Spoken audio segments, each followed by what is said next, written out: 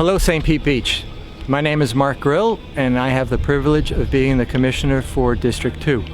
I've been in the role since January of this year, and my wife Monica and I have lived here in St. Pete Beach for 4.5 years. And as you can see, this morning we're at beautiful Upham Beach at the north side of District 2. If you haven't been here before, it's a wonderful place. We have a very wide beach. We are in front of the Paradise Grill. There's many amenities in the area, so come on out and enjoy the beach. First, let's talk about what the City Commission's been doing. We concluded our budget reviews this week.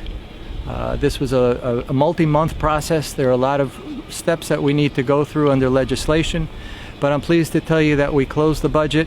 It's a balanced budget, and it also continues to show that the city stays in a strong financial position. There are many items in there, but one of the key ones that I wanted to highlight is that the millage rate will stay flat. It's many years that we're able to do this, and this demonstrates the ongoing financial stewardship that we have in the city. In addition to the various investments that were made with the budget, we also approved some expenditures this week that will help improve the quality of life here in St. Pete Beach. First, let me take a step back and remind everybody that we did some strategic planning sessions late last year, and this is to work on a strategy and vision for the city going forward. Out of that, we talked with residents, we talked with businesses, we talked with various stakeholders, city staff, etc. From the resident side, one of the requests was increased access to water. So this week we approved a few items in that area. First, we approved entering into a contract with a vendor that will provide automated paddleboard and kayak rentals in various spots around the city. The original plan, as of now, is to have that available in Egan Park, McKinney Park, Upham Beach, and Paso Grill Beach. Second, the two walkways at Egan Park that many of you know have been closed due to safety concerns will be removed, and these will be replaced with two floating barges. The barges will allow access to the waterway, fishing, kayak, and paddleboard launching, as I mentioned earlier, as well as rental ability. And these barges will have multi-use. They can be moved for various uses within the city, for example, the 4th of July fireworks display.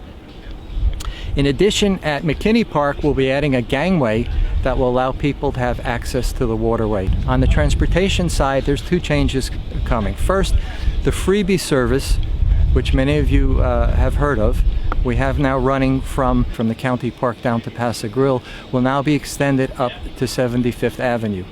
Further details will be coming when that's launched on the city website as well as social media. Second relates to parking. As we all know, we live on a small barrier island. We don't have more space. Parking is always a concern. The city has launched the program, a shared parking program, to help alleviate some of these shortages. And what does that program do? It allows businesses in their non-business hours convert unused parking spaces into metered parking, so it's available to the public as any other metered parking spot would be. And businesses, if you're interested to participate, please contact the city, and they can work with you in joining that program. Construction. Let's talk about our two favorite items, Gulf Boulevard and the Paso Pier. The project on Gulf Boulevard continues to progress. As you can see, some of the barriers are down, still have some lane mergers, but the project is moving forward in a positive manner. You can find more information on this on the city's website. I also would like everyone to know that the First Avenue Pier is finally moving forward. It's in the permitting process. You may know that there were some bumps in the road to get that project underway, but it's now in permitting, so we can see light at the end of the tunnel. Red tide, unfortunately, remains with us. There are good days and there are bad days. People ask many times, how's the beach? How are things? And it does vary from day to day. The Florida Wildlife Commission, as well as Pinellas County, do monitoring, and they have information available on their website. The blooms are out there. The problem is on certain days it's good, depends on the winds, and on other days it's not so good if the winds are blowing onshore. So find out more information from those websites, and please make the decisions about visiting the beach based on your own personal needs. Flood insurance. Living on this barrier island, we know that flooding is always a potential. Some of us have flood insurance, some of us don't. But the net of this is the federal program that many have insurance with, the NFIP, is undergoing changes. These changes could result in increased costs for many policyholders. On the city website, you'll find a link to a presentation that we recently received from a local insurance agent, and you can find more information there. I suggest you take a look at that because it could have significant impact.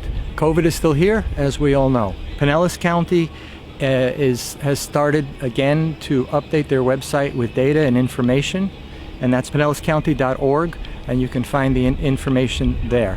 I checked just before making this video. The the positivity rate is as of a week ago, and it's at 7.9%. So please, stay aware and take the actions necessary for your personal safety. There are a lot of events that are coming up, and let me just close off the video by saying there's lots to do. So please get out there and join us for the events. First, we have the October concert series. These are over in Horan Park. It starts with a Tom Petty tribute band. It starts at 7 p.m. You'll find more information on this event and all the other events I'll talk about on the Parks and Recreation website under the city's website. Second, we have Taste of the Beaches. This is sponsored by the Tampa Bay Chamber of Commerce. It covers restaurants throughout Pinellas County. These offer tastes of the beaches. You buy tickets and you had a taste at various restaurants. So get out there, please, and support the local businesses. Next, we have the Sunday Market on Corey Avenue. Starting this Sunday, it goes back to its regular hours at 10 a.m. to 2 p.m. and also we'll have the larger footprint with many more vendors. So get out there and have a visit. The Party Under the Lights will be on Paso Grill on the 9th of October on 8th Avenue. We have our Halloween celebration Trunk or Treat coming up on October 28th. And finally, the Chowder Challenge. This takes place on November 7th, but I'm calling to all chefs and restaurants, if you want to participate, please contact or through the city's website, the Parks and Rec's website, you can find more information there.